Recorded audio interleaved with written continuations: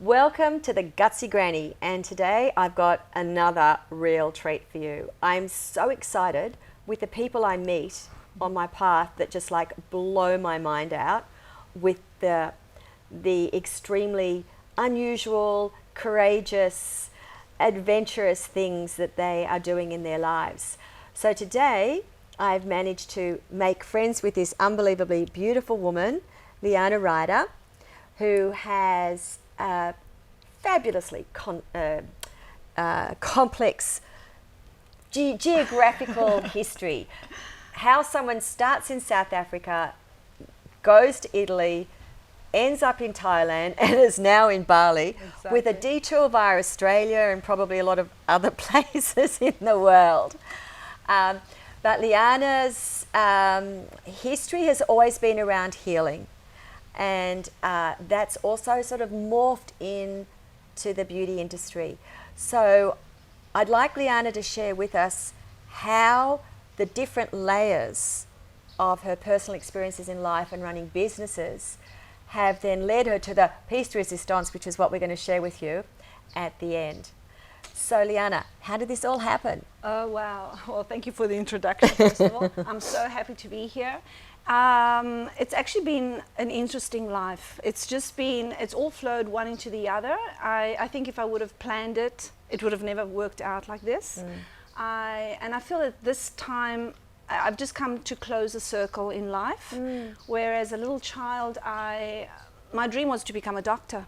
Really? Yes. You didn't tell me that. Well, there you are. Well, it's sort of come true. That's the interesting part. Yeah. But then I was directed to other things, and I just lost track. It felt like I'd lost track. And I went into the beauty industry, and then it just went on. I was building my business, and it was all in This was beauty. in Italy? This was in Italy. Can you speak Italian? I love it when you speak Italian. Certo. More. Perché sono italiana. Oh, look at her, she's so beautiful. Yes, it's a And she very flips colourful. through the kitchen in these little floaty dresses and she goes, "Ciao bella, let's eat spaghetti." Oh, I love it. I mean, I was born in South Africa, so South Africa feels like home. That feels like the country and the earth and the Your colours. roots. That Your roots. feels really like African land is where I feel my spirit belongs. But then Italy was amazing. I mean, I left it when I was 12, and Italy is so colourful and passionate, and the food and the colours. It's just the art. But I may segue just for a second. Yeah. They moved from Joburg Yep. to a little remote village in the middle of nowhere. That's right. To which at 13 she goes, Not for that me." ain't my destiny. And that forced me. That was Yeah. really the move. It's coming from South Africa. We went to Italy. It was a mountain place. It was freezing cold. Didn't speak Italian? Well, in the family, my parents would speak Italian to me, and I would answer in English. Yeah. So you're familiar with it. But then we land up in this cold, freezing, up mountain place. It just didn't feel right. I wasn't a mountain girl. I was born in You weren't Heidi. Johannesburg. You're right. It's like, no, I didn't like it at all. And I'm going, this doesn't work, guys. I mean, thank you for all this, but no, I'm going. And I think that's where my whole journey literally started. It's like, no, I can't take this. I'm going. And I did. I moved for school with the excuse of going to school to Vicenza, which was a bit more a city. And then I just never looked back. And you said your healing journey actually started when you were 16. Now that's very young to already know that that's where your calling is. I know you said you wanted to be a doctor, but so how did that evolve? At 16 you went, Right. So it all happened because I had my appendix removed, and I started having all issues like hay fever and constipation and all that. And the traditional medicine was giving me a lot of antihistaminici. I don't know how to say that in English. And it just didn't work. I was lousy. I wasn't well, and I started researching. At 16? Yes. There must be an alternative way. There must be a way that you can support the body to heal itself without having to do all that. And there again, things come to you when you really want them. And I met an iridologist, and I started, thanks to my parents, I just followed. Like my mom went, yeah, okay, you can do that. And I started with an iridology and naturopath. So my whole life, although I then went into the beauty industry and was running my businesses and doing the right thing, right, the corporate thing. And But hold on, you were also married at 21 I got to a married childhood sweetheart. Wow, I got married at 18. Oh, Yes. I was just going fast. It was like yeah. I got married at 18. We started the business together. Yeah. So the shops and all that started with my ex-husband. So that's interesting, because it sounds like you've got a strong academic strain in your being, and yet you went into something as, without being judgmental, superficial as beauty. Perfect. Okay. Spot on, Deborah, because that was the whole thing. I got caught up in this. So I was building my shops, and it was all about beauty and fashion and Nails. accessories, makeup studios. We had nail reconstructions. I just loved it. I did that for 25 years. And then it hit me at about 38, 40, that I'd got it all wrong. I was building all the outside, but the inside was breaking down. And that was a big wake-up call for me.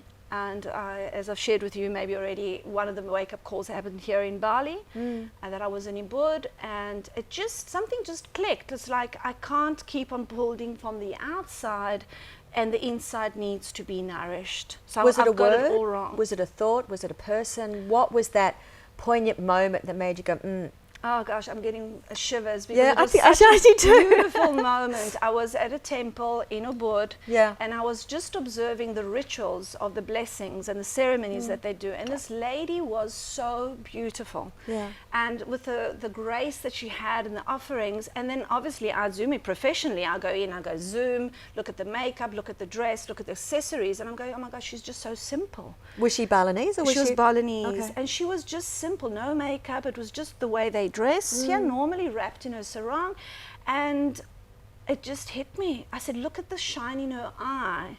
She had the most beautiful, she was beautiful from the inside. And that for me was a tipping point, because I remember there, it came back as a flash, I was putting makeup on my clients for the big, parties and all that. And as much as we could put layers on the outside, accessories and high fashion Italian clothes and all that, their eyes weren't alive. Oh, wow. And that used to... That just gave me a tingle. Right. Yeah. That was the moment that I thought, oh, I've got it all wrong. I've been focusing on the outside, but what about the inside? So at that stage you were, and are you cool to talk about your cancer scare? Because Yeah. that's a pretty amazing Yeah. story as well. That's very powerful. So this was just about that time. About 38. Right. You were 38. You left hubby. So, say that You again? left your husband. Oh, we divorced way before that. Yes. My marriage lasted, I think, 7 years. Then we had the 7 years breakup, and I still worked with him. So we ran the business together, but as partners, but not in the marriage. And that was another scare that came because I was diagnosed with this abnormal cells in the uterus, and I just had that, I just knew that it wasn't going to take me away. And there was a family history of this too, which would be... that was a big major scare. Yeah. But at the age of 28, I'd gone through the whole process with my mother, who unfortunately passed away when she was 57, way too young. And that's where I dived into the knowledge behind it and the science behind and what Yeah. they were doing and the different therapies. And again, life brings you what you desire. I found an alternative doctor in Italy who supported her for however long she could last. Oh, this is with your mum. With my mom. But So- with you were very stoic. Yes, so I'd seen that. I'd gone through the process. Yeah. I'd studied. I'd prepared myself. And in my family, a lot of women in the family had been. So I'm going, oh my God, it's a genetic. And, so I did all those studies. That's a lot of fear to be carrying for a young woman. And then when I got it, I just knew immediately, it's like, no, this is not going to take me away. I just made a decision.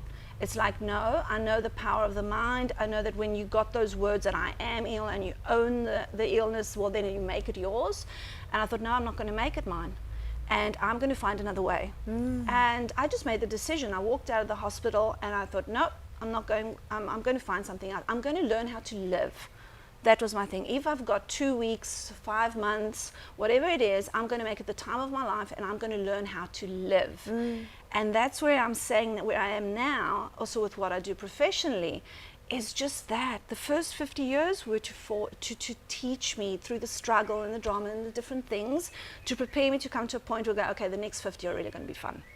So you were diagnosed with the cancer, and then 6 months went back, and there was no tumours. That was very interesting, and I had to change hospital because obviously they were looking for me. They wanted me to go, and I just moved.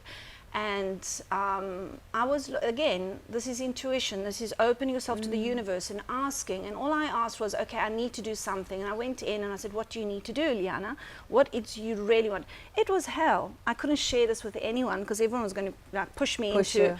I thought, no, what do you really need? And all I could feel and think was, I want to quiet. I want quiet. I need to. It's like I need to put the pause button on life, and just sit by a river and think.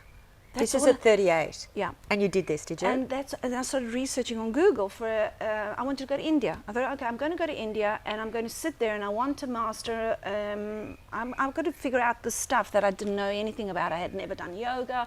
I knew nothing about that. I was a businesswoman. I was running my businesses, and I was going to retreats, but not just for, spas and retreats and all that. Yeah. So that was the decision. And then as I'm Googling to go to India, one in Italy pops up.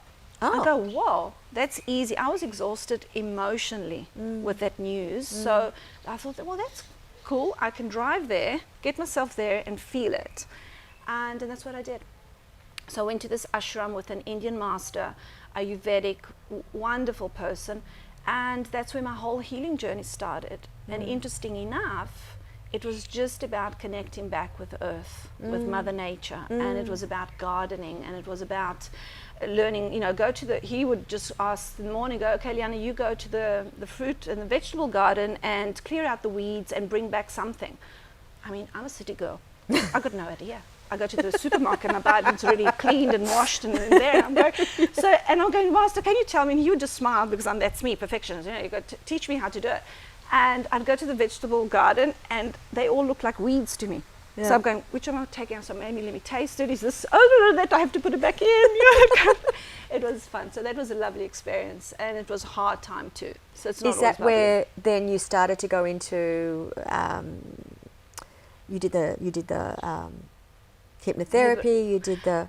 There I started going into nature, the energy. That's where I started understanding that we are energy, that our energy, our thoughts, our mind all work together, and connecting back with Mother Earth. I think that was the biggest gift, listening, paying attention, looking at the beauty, stopping to really live and save a life. And he was really, it was hard work sometimes, like you do detoxes like panchakarma. It's a lot of stuff coming out, and it's screaming, and it's taking off my fake nails and my extensions and all that kind of stuff, because you're coming back to real.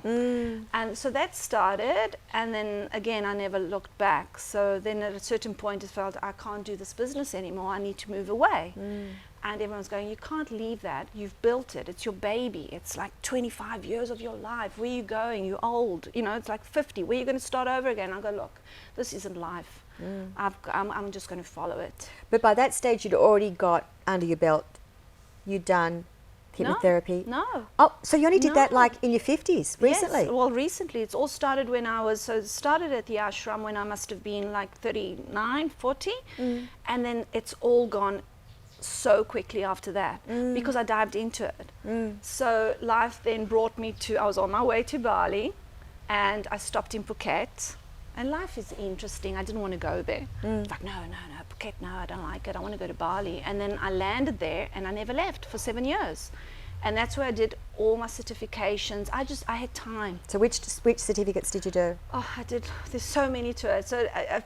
So we've got NLP, the coachings, because I needed to understand communication. And then it was hypnotherapy, because I was fascinated about how the mind works. And then it was all about energy, really. Feng Shui. I've got a beautiful Feng Shui master in KL. And then I met shamans, and I met healers of all different kinds and places. And lucky enough, there again, I was invited to run a detox center in Phuket.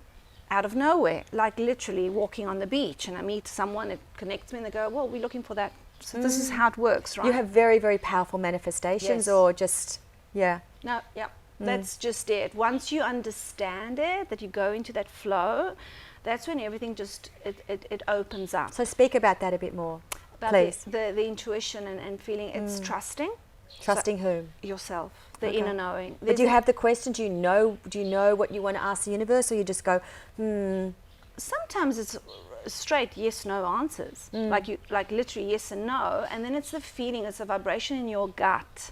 It's our second brain, and you've got to catch it before it gets to your brain. Yeah. So you think, okay, I feel like doing that, and then go, no, well, that's not really smart. Why shouldn't you do this, or why don't you do that? But if you listen, you catch it just before it goes to the analytical mind, then you have that knowing. And the easiest way that I can share this with people is like when you fall in love. It doesn't make sense. Like, look where I am now. My partner's like on the other side of the world, and we can't get together because of COVID. And we're going, this doesn't make sense. It's painful. 15 months. 15 months. And you're married. And I'm married. Oh my word. She sort of just got the certificate in the mail. Like crazy, because we were hoping that would help us get together, and there's still restrictions. But I thought, and that was something I said, never do, never say never. You do. But when you fall in love, it's not logical. You got just that vibe, you just feel it, and then someone from outside go, oh yeah, he's not the right guy, or have you looked at that, have you seen this, where's it going to go? No. It's just like, no. We've all been there. I just feel it. So that's where you tap in and you listen, and when you get that little butterfly, I don't know, I get like a little, and I go, okay, that feels right. It doesn't make sense, but I don't have to make sense with it. I will find the way, and that's where then the second step is just passing it over. It's like, okay, surrender. Just allow it to be. So, okay, I'm going to Thailand. I've got no idea what I'm doing. I'm 45. I'm starting all over again. I don't even know what I'm doing. But it just kept on coming. And when I used to think of it, I used to get that like, okay, I'm doing it. And I'll go, and then I'll figure it out. And it did work out. If I would have planned it, I wouldn't be here on the couch today. So you described your journey as you started from the outside, and I hear this a lot, funnily enough, in the interviews of people I'm meeting. It seems to be the route that we all start on the outside, and then we start peeling away to get onto the inside. And then you shared that you sent another very strong message to the universe not so long ago. That's a beautiful story as well. Which one? Which one? Because we have a lovely conversation constantly. You were saying that you had been focusing on mind, body, soul, spirit. Oh, yes, got you. Yes, that's how it works, Deborah. That's how fascinating. I don't worry too much, as long as I'm focused on what I want and what I need, and I'm listening. So with my practice, we've omitted to say that you'd become a very, very well-known international wellness coach. Advising to. So all I have is now, how can I share it? How can I give it out there, right? And but when I was walking on the beach in Phuket, that was my daily meditation every morning, and I'm going, okay, great, I get it, but I do body, mind, soul, and spirit. Body, mind, soul, mind, and spirit. I've got it. Body, it's like it was the link that was missing in my practice, because I'm not a yoga instructor, I'm not a nutritionist. It's like I know a lot, but I can't offer that. How do I support my clients in a holistic way with the body? And then I'm going, okay, well, I don't know. And I just passed it over. I said, okay, you show me, I'm ready. No, you said you asked two questions. So that's what I think the catch is here. We have to be specific with the universe. We can't just say, hey, show me God or universe. No, right. You have to be really specific. I always say, it's like when you go to the restaurant, you don't order, please bring me food. You've got to be very specific on what you order. Good analogy. So you really got to be specific. And if I can add something more to it. Yes. I was turning 50. So this is the end fabulous of milestone. December in 2019, and I was turning 50 the next year, 2020. And I'm going, wow, this is great. It's a great number. I'm so happy to be here. The next 50 are going to be great, which means that I wanted to be at the best form and shape that I'd ever been for my 50th birthday. So I'm walking, I'm going, okay, great. I'm going to look after this temple, and I'm going to be at the best, because it's like you get 50 and it's like everything goes down. So no. Wash your mouth out. No. I'm going to do it the other way around. I'm going to get to 50 and it's going to be at the best, and then we're going to keep it going. So that was one. The other one was, how can I bring in something? What can I bring in to support my clients on the physical level, like to support the body? And the other one was, okay, I need a passive income. I would like to have a passive income that I can be sleeping or awake and it's working for me. Okay, so now we have to talk about the magic. Yes, and that's how it all happens. So the magic comes to me in January, and I go to a chiropractor, and he starts talking to me about this amazing technology. It's a cellular health technology that at first I was like, whoa, that sounds too good to be true, but it literally goes to the center of the cells at the mitochondrial level and producing self-healing. So we can actually supplement something that is native to the body and it supports the self-healing. And as I dived into that, I'm getting shivers again. It just felt so perfect, especially for the times that we're living. And it literally was the missing link in my business. So now I'm supporting what actually clients. is it?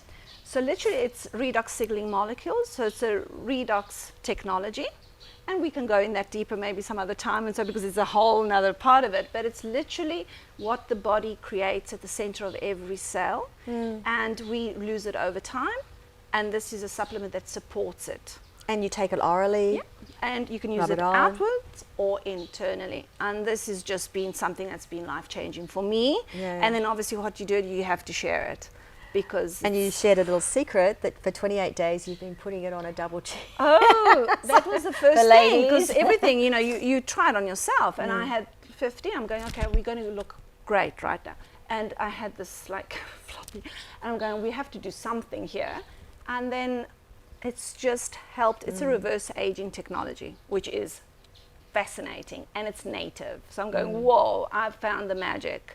And this is the missing link that I can support my clients, and whoever is on the supplement, even if they're working on traumas and they're working with whatever other things that we're working on, it just lifts, because it's just supporting the body to find that balance. And can we talk about this molecular? I mean, it sounds sort of pretty out there. It is a scientific breakthrough. So it was discovered 20 years ago what these redox molecules actually do in the body. By Dr. Redox? No. 3 scientists that put Italian, they won Nobel Prizes, but as everything needs, it takes time. So like antioxidants became common in the language that we've even got it on the blueberry, but it took literally 20, 30 years to become. So this is progressing, and we are getting there. And then this company actually managed to stabilize these molecules outside the body so we can top them up. And this is really amazing. So clearly you've done a lot of, with your academic penchant for understanding things, you've done a lot of investigating as well. You've tried it on yourself. You've given it to friends. Yes. I haven't tried it yet, so we might just have to do a trial that we'll just see if I could, as Liana said, love it. Get rid of some of this, get rid of some of this, get rid of some of this. So you can take it orally and topically. Yeah. And it's easily available, or? It's in 33 countries in the world, so it gets delivered directly to the place, to your own home. It's really well structured, and the part that I actually even enjoyed more when I learned about this company is that the ethos that they have. So it's literally, the way I see it, it's spreading that energy, that light that is supporting humanity during these difficult times. So instead of coming from a space of fear, how can we support the body to function better? The body knows exactly what to do. You've just got to work with it and not against it. Like if you work with it and you're grounding every day, you connected to nature, you wake up with the sun, you go to sleep when it goes down. When you're in that flow, then your body knows what to do. Or you've got the most amazing technology. We are engineered in the most amazing way. So, this is exciting. It's an exciting journey. It is so exciting, and I cannot wait to try it. And we might have a before and after moment and just get a feel for it. Beautiful. But we'll definitely give you Liana's details if you want to follow up directly with her, because it is a bit exciting. And it's a bit new, so it's a bit controversial. So, we leave it with you to decide what you want to do. And thank you, my darling. Oh, thank you. Cheers. For this. Cheers to life. Healthy tea, working from the outside in. Right. Woo! Thank you, everyone. Have a great day. Ciao.